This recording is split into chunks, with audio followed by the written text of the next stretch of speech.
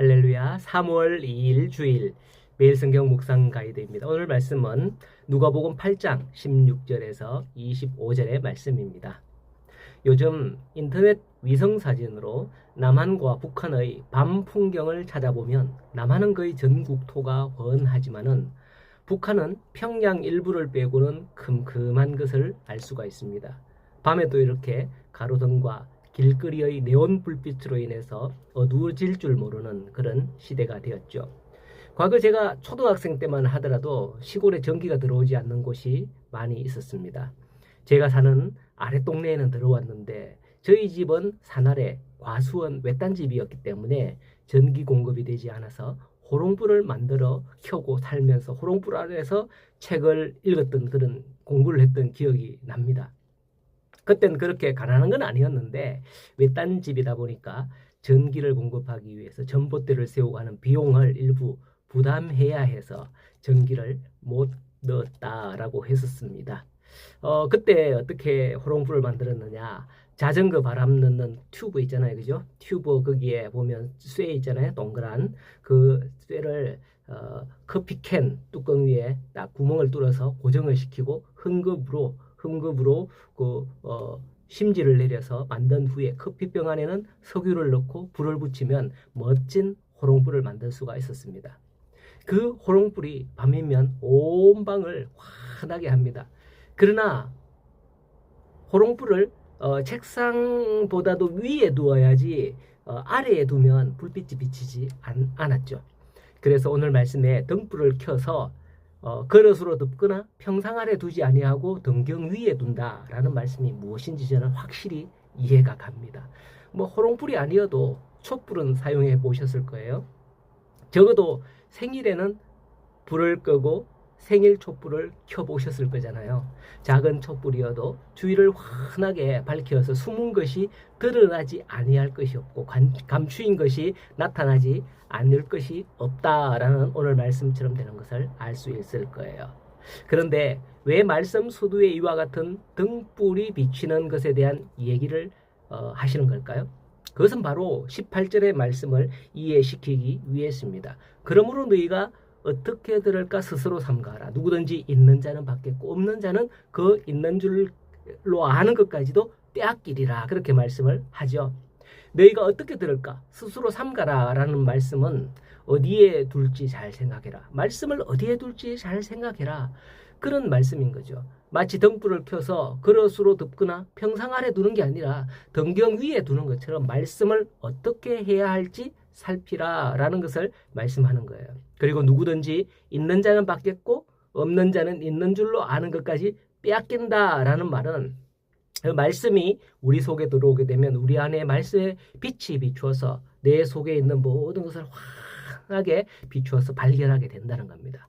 죄가 있으면 죄를 발견해서 회개함으로 용서를 받고 은혜를 입게 될 것이지만은 말씀을 듣지 않아 말씀이 그 속에 없는 자는 빛이 없어서 자신 안에 어떠한지 발견하지 못한 채 멸망의 길을 가게 된다는 것이죠. 그러면서도 그것을 모른 채 난 괜찮아 내가 왜 죄인이고 내가 어떻냐라고 하면서 그리 된다는 거예요. 알지 못한 채. 그러므로 등경 위에 달아두는 등불처럼 너희에게 말씀을 달아두라 라는 거예요. 말씀을 실제 집에 달아두라라는 건 아닌 건 알죠. 말씀을 읽고 마음에 묵상하고 가까이 하라, 마음에 두라 라는 것입니다. 자, 그러면 뒤이어 19절 이하에서 나오는 내용이 예수님의 가족이 찾아오는 장면이 나옵니다. 갑자기 왜 가족이 등장하는 걸까요?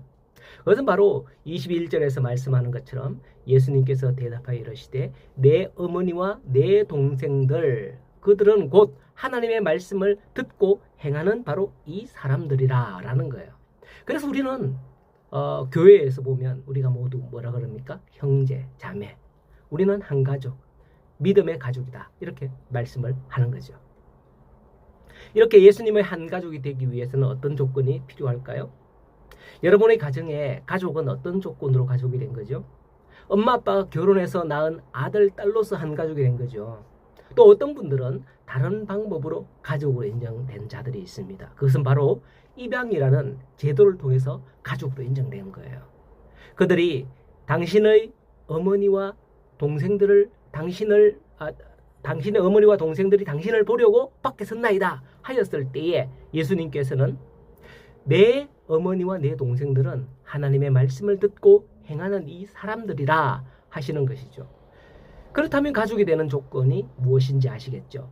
그걸 다음 22절 이하에서 보여주는 사건으로 언급을 합니다. 예수님께서는 제자들과 배를 타고 호수를 건널 때 마침 예수님께서 잠이 드셨어요. 마침 광풍이 호수로 내리침에 물이 가득하고 배에 물이 가득하고 위태롭게 되었을 때에 제자들이 예수님을 깨웁니다. 주여, 주여, 주여, 뭐 이렇게 했겠죠. 그냥 주여 했는 게 아니고 주여, 주여, 우리가 죽게 되었나이다. 뭐 얼마나 급한 상황이었으면 주여, 주여를 2번 연거푸 외치면서 예수님을 깨우는 장면이 기록되어 있습니다. 그때 예수님께서 잠에서 깨어서 바람과 물결을 꾸짖으시니 그쳐 잔잔하여졌다라고 하죠. 그러면서 하시는 말씀이 있습니다. 제자들에게 이르시되 너희 믿음이 어디 있느냐라고 하시죠. 조금 전까지 가족 이야기를 하다가 이 사건이 나오는 거예요. 예수님은 나를 따르는 너희가 제자, 가족이다 라고 했잖아요. 그런데 그 가족에게 필요한 게 뭔지 가르쳐주는 사건인 거예요. 가족은 좀 전에 하나님의 말씀을 듣고 행하는 바로 이 사람들이라 했는데 그런 사람들에게는 무엇이 있다? 바로 믿음이 있어야 된다라는 거예요. 너희 믿음이 어디 있느냐? 가족에게 믿음을 찾으십니다. 이게 가족의 자격인 거죠. 말씀을 아무리 많이 알아 청산유수같이 대답을 해도 믿음이 없으면 가족이 아닌 거죠. 전에 예수님을 시험할 때에 마귀가 말씀을 잘 알았고 회당에 귀신 들린 자가 있었죠. 그 귀신은 예수님에 대해서 얼마나 잘 알았느냐 말이죠. 그러나 예수님께서는 그 귀신을 내쫓으셨잖아요.